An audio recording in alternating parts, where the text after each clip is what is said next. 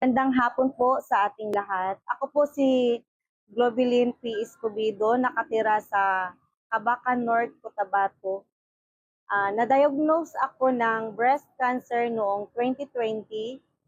Naoperahan ako at nag-chemotherapy ng 18 cycle ng chemotherapy.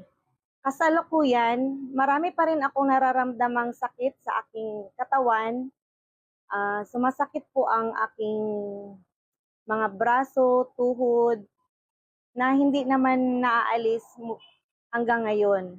Mayroong nakapagsabi sa akin or sis ko na gi-introduce niya sa akin ang product na Immunolife.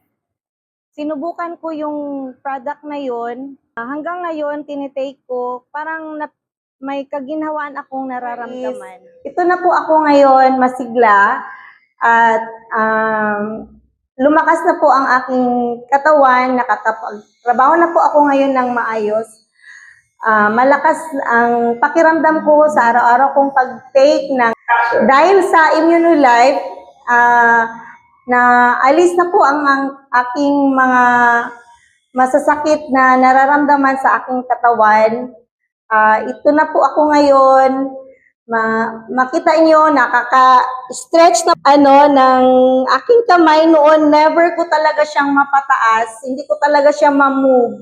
Ngayon na gagawa ko na lahat ng gusto kong gawin na trabaho. Ito lang po. Maraming salamat po.